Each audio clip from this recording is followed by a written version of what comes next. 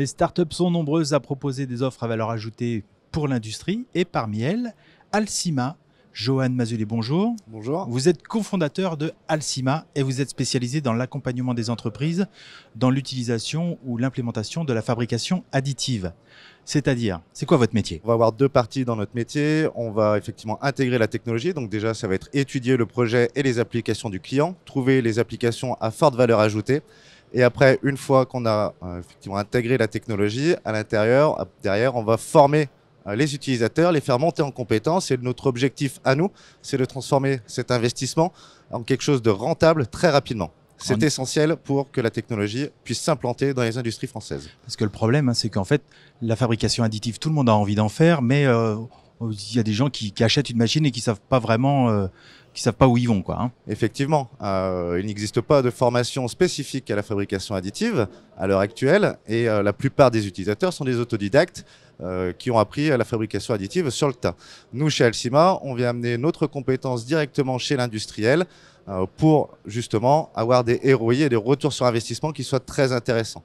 C'est ce qui va nous permettre de faire passer d'un simple outil de la fabrication additive à un véritable procédé industriel qui va devenir stratégique dans les années futures.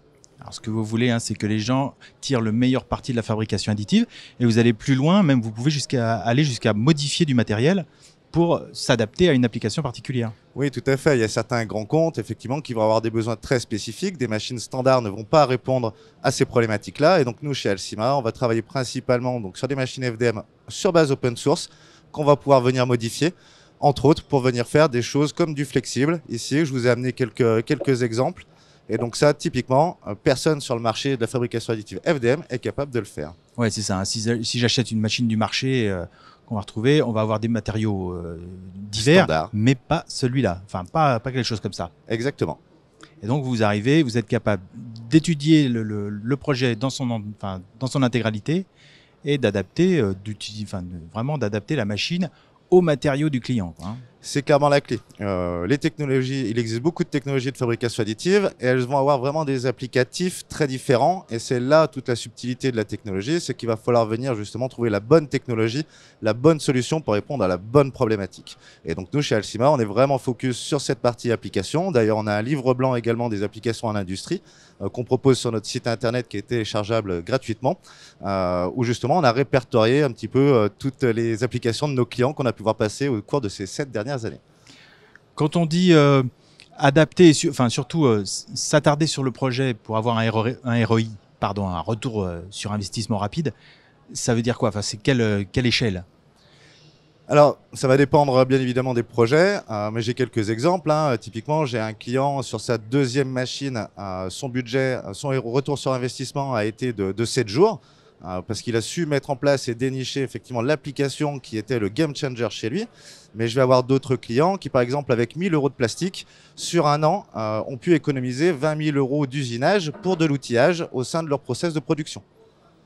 Donc et là, ça passe par une adaptation du process, mais aussi des produits. Enfin voilà, vous travaillez en étroite collaboration avec le client. Tout à fait. Donc nous, on a vraiment une relation au quotidien. On a monté du coup des parcours d'ascension, ce qu'on appelle nous des parcours d'ascension, qui vont avoir une partie de formation et également une partie de suivi technique au quotidien pour avoir un référent technique qui va être là justement pour vous débloquer quand vous allez avoir des questions. Parce que le but du jeu, pour être efficace, c'est de mettre en place les bons process et les bonnes méthodologies.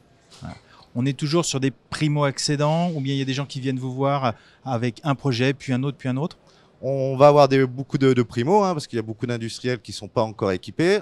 Mais effectivement, on va aussi récupérer toutes les entreprises, toutes les industries qui ont déjà des technologies de fabrication additive, mais qui ne savent pas forcément comment faire, comment les utiliser, qu'est-ce qu'il faut mettre en place avec. Et puis surtout, comment calculer ces ROI. Ça aussi, c'est une méthodologie qu'il faut mettre en place au sein de l'entreprise pour venir prouver aux services financiers typiquement, que la fabrication additive est vraiment stratégique et peut faire gagner de l'argent à l'industriel. Alors, vous maîtrisez la technologie, vous maîtrisez les matériaux. Comment c'est né en fait cette entreprise? Cette entreprise est née tout simplement d'une rencontre de 3 personnes. J'ai 2 autres associés. Une partie engineering et le fondateur Michael.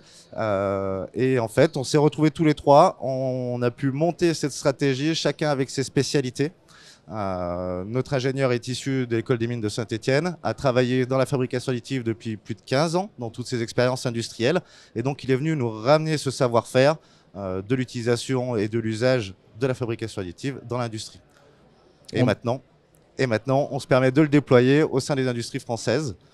Alors, pour l'instant, on est effectivement sur la partie région Rhône-Alpes, mais on a vocation dans les prochaines années à venir s'étendre sur tout le territoire français pour être les numéros 1 dans le service auprès des industriels. Donc c'est pour avoir du Alcima partout en France qui va aider les entreprises à adopter la fabrication additive.